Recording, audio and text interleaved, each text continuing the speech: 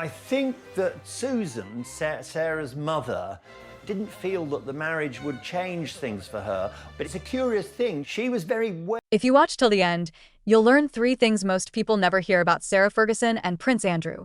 What her own family really suspected the night she said, "I do," what the palace feared from day one, and the exact chain of choices that turned a fairy tale wedding into one of the most complicated royal relationships of our time, and why the answer to love or ambition? Me now, because I'm not going to play this game. Delete that bit. John, can you just delete it, please, that bit? Because I don't want to go down this. Duchess, I'm asking very fair questions of you. No, it's too tabloidy. John is Sarah's Australian. Might actually be both. Let's talk about the Duchess you think you know. Before the confetti settled in 1986, whispers were already moving faster than the carriage. Some inside Sarah Ferguson's own circle wondered if she'd fallen for the man or the machinery that came with him.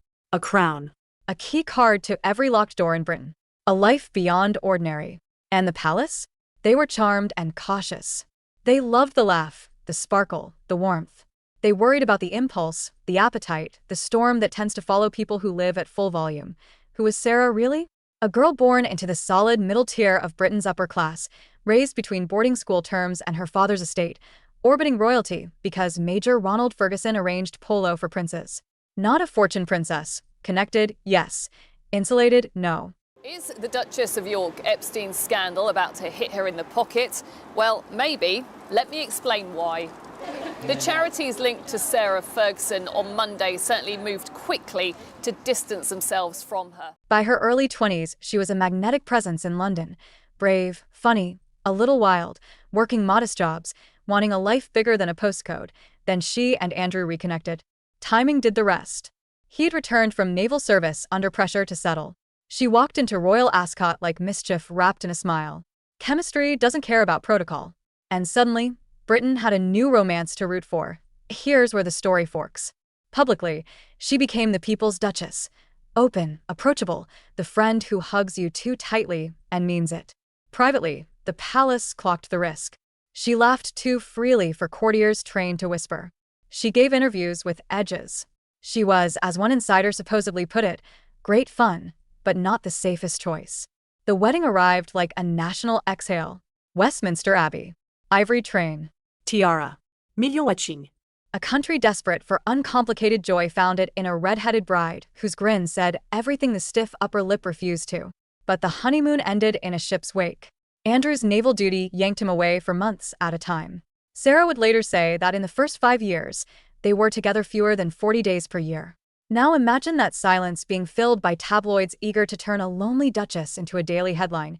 This is where the doubts that started as whispers began to sound like a chorus.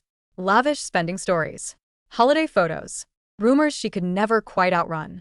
The palace tightened its jaw. Advisors called her unmanageable. The Queen remained personally affectionate but politically cornered. Britain was in recession, and the optics of boisterous fun from behind palace gates were brutal. And then came the year that broke the facade. 1992. A camera lens. A French sun. A holiday with an American financial advisor. The photos you don't have to name, because everyone knows the shorthand. Toe-sucking. The humiliation was instant and total. Prince Philip was livid. Doors closed with a finality you could hear in headlines. Overnight, Sarah was exiled from the role she had tried, and often failed, to fit, but exile didn't mean invisibility. If anything, it sharpened the glare. Money problems trailed her like a second shadow. Business ventures that looked promising one morning looked embarrassing by the next. In 2010, a hidden camera recorded her offering access to Andrew for cash. It was raw. It was disastrous.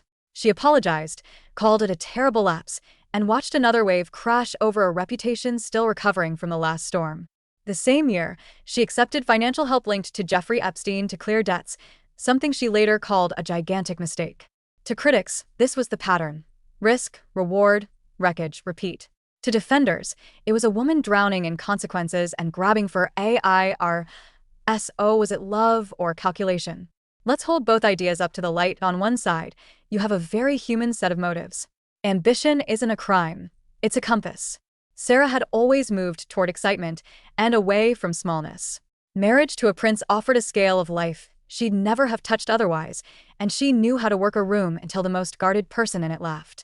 If you think she didn't recognize the doors that wedding ring opened, you're not paying attention. On the other side, you have a relationship that refuses to die. even after divorce. Sarah and Andrew split in 1996, but they never really separated in the ways that matter.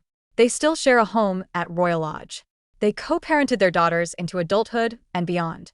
They appear together at family events with an ease that looks less like strategy and more like familiarity, surviving the worst days.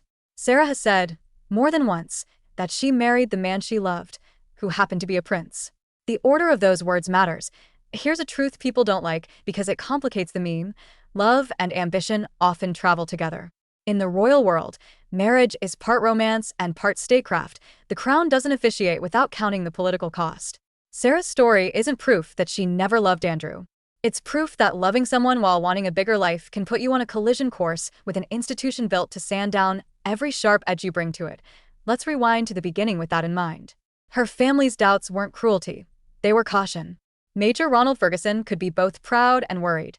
She always knew which circles to move in, a family acquaintance said. That's not an accusation. That's an observation. The palace's worries weren't prejudice. They were precedent.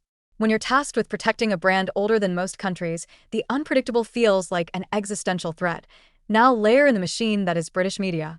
A duchess who hugs and laughs and blurs lines is a gift to newspapers trying to outshout each other on a Monday morning. A lonely marriage supplies the raw material. A financial misstep becomes a morality play. People love a fall, especially when the dress once had a train. But here's the part almost everyone misses.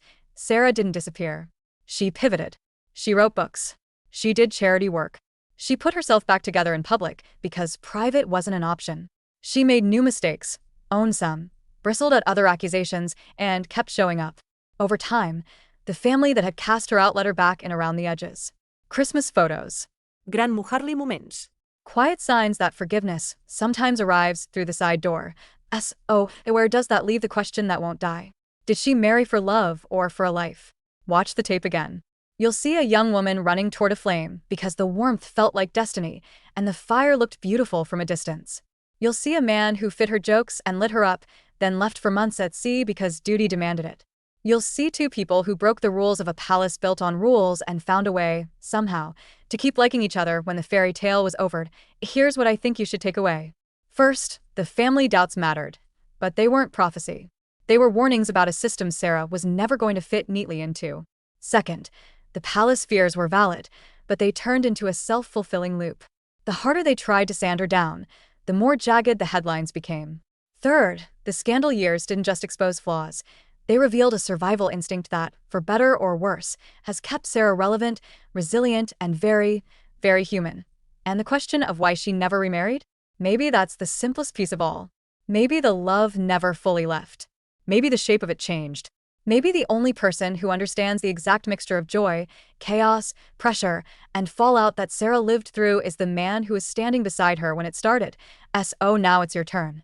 Was Sarah Ferguson the wrong woman at the wrong time, or a woman ahead of her time who forced an unbending institution to show its seams? Did she chase a title, or did she chase a person and accept the title's consequences? Drop your verdict in the comments. Love, ambition, or both? And tell me the one moment in this story that changed your mind. If you found this breakdown refreshing, there's more coming. Next up, I'm pulling apart the mechanics of palace image-making, how they pick winners, how they freeze out the risky ones, and how tabloids become the unofficial enforcement arm of royal protocol. Subscribe so you don't miss the next chapter.